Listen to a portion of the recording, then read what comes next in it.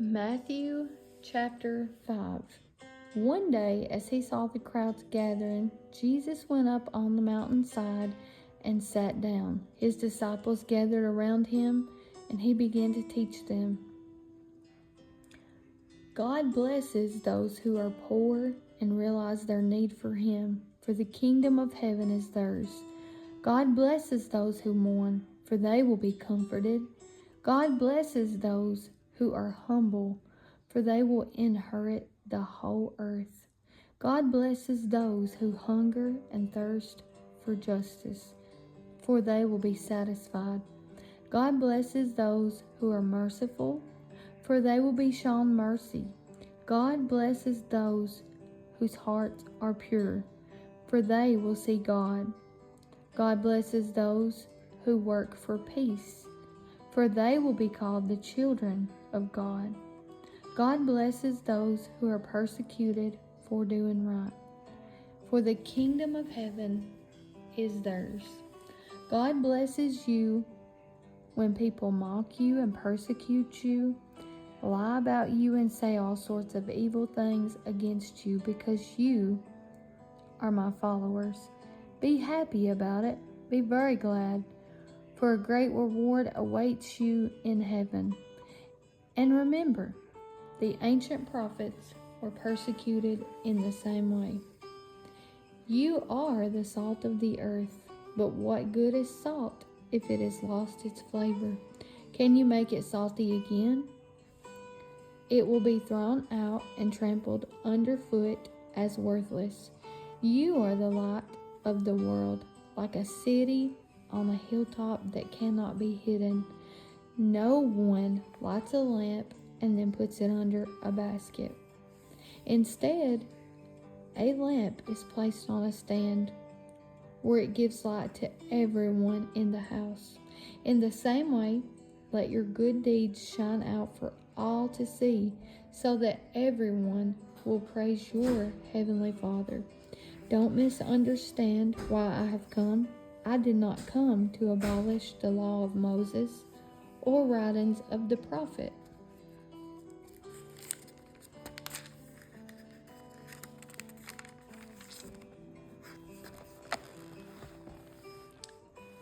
No, I came to accomplish their purpose.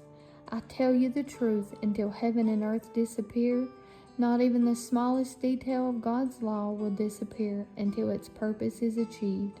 So if you ignore the least commandment and teach others to do the same, you will be called the least in the kingdom of heaven. But anyone who obeys God's laws and teaches them will be called great in the kingdom of heaven. But I warn you, unless your righteousness is better than the righteousness of the teachers of religious law and the Pharisees, you will never enter the kingdom of heaven. You have heard that our ancestors were told, you must not murder. If you commit murder, you are subject to judgment. But I say, if you are even angry with someone, you are subject to judgment. If you call someone an idiot, you are in danger of being brought before the court.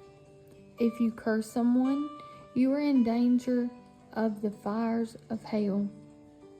So if you are presenting a sacrifice at the altar in the temple, and you suddenly remember that someone has something against you, leave your sacrifice there at the altar.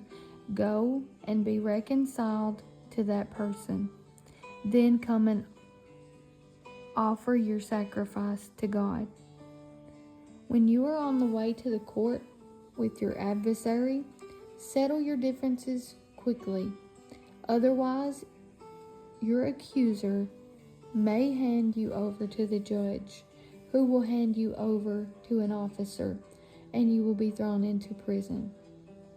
And if that happens, you surely won't be free again until you have paid the last penny.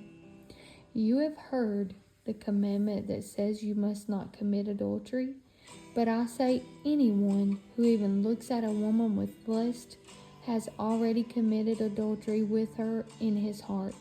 So if your eye, even your good eye, causes you to lust, gouge it out, and throw it away. It is better for you to lose one part of your body than for your whole body to be thrown in hell. And if your hand, even your stronger hand, causes you to sin, cut it off and throw it away.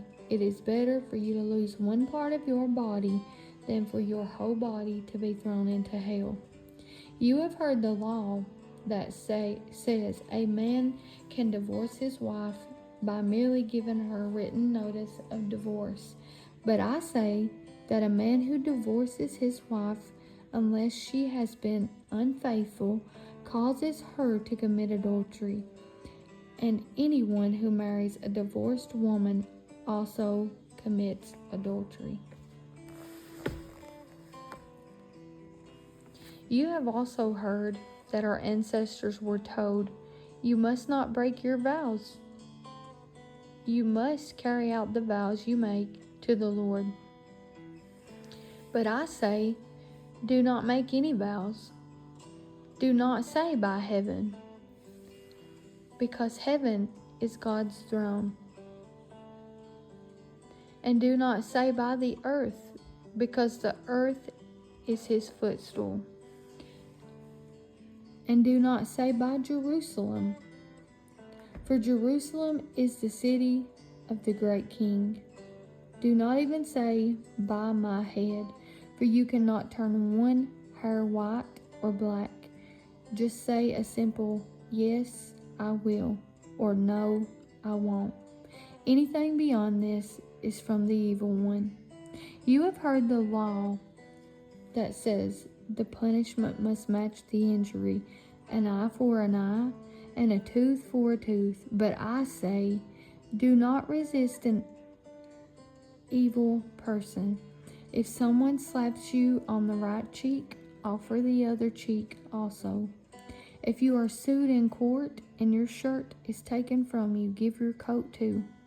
If a soldier demands that you carry his gear for a mile, carry it 2 miles. Give to those who ask, and don't turn away from those who want to borrow. You have heard the law that says, love your neighbor and hate your enemy. But I say, love your enemies. Pray for those who persecute you. In that way, you will be acting as true children of your Father in heaven. For he gives his sunlight to both the evil and the good, and sends rain on the just and the unjust alike. If you love only those who love you, what reward is there for that? Even corrupt tax collectors do that much. If you are kind only to your friends, how are you different from anyone else? Even pagans do that. But you are to be perfect, even as your Father in heaven is perfect.